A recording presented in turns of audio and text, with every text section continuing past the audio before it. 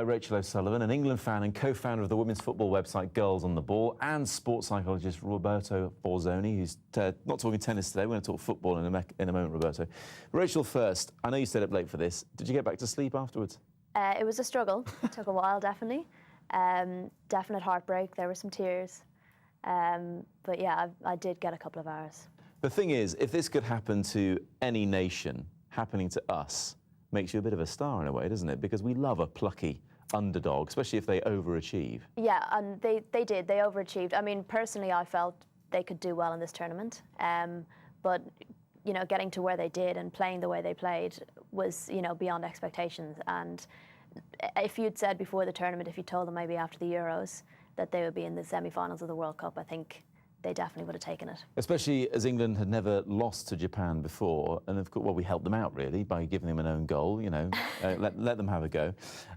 Roberto, how is Laura Bassett going to overcome what must be the most crushing disappointment, well, I would imagine, of her life? She is going to feel terrible for a few days. Get back out on the pitch on Saturday night against Germany, and I think she'll put a lot of it behind her. But the process would have started beforehand. They would have created a safe and supportive environment for the players and understood that mistakes were going to happen. Yes. And if they do happen, when they happen, we'll all get around you. It's a good point making, you know, talking about that runners-up match, because people often say it's the cruelest game, playing for third and fourth place. But could that almost aid her recovery, if you like? I could imagine her just wanting to get out and play again, and the other players supporting her. So that's an opportunity to get out and show what she could do and what a good player she is. So she'll also learn from the experience and the support of the nation she's had today. It's been brilliant, the support she's had, and from iconic stars like Rio Ferdinand tweeting about her and Gary Absolutely. Lineker. Yeah, that's fantastic support. Rio, speaking from experience, a lot of top-level footballers have had setbacks in their life, and we think of the monumental penalty misses that the men's team have had in the World Cups, like Pearce and Southgate and Waddle and Batty, and just so many. It's ridiculous. But of course, David Beckham, you know, there were effigies of him strung up outside pubs when he was sent off in the World Cup against Argentina. And whatever happened to him? Exactly. It often ends up being the making of a player. Yes. So do you think Laura, I mean, we all know her now, and perhaps she wouldn't have done it. She'd have just been one of the, you know, the World Cup finalists if they'd have got into the final. But now we know Laura, and we know she can score great goals because it was a cracking own goal. True. Do you think that's going to be the making of her in a way? Well, I think she was a very, very strong player. She is a very, very strong player for England, and now people will know her name.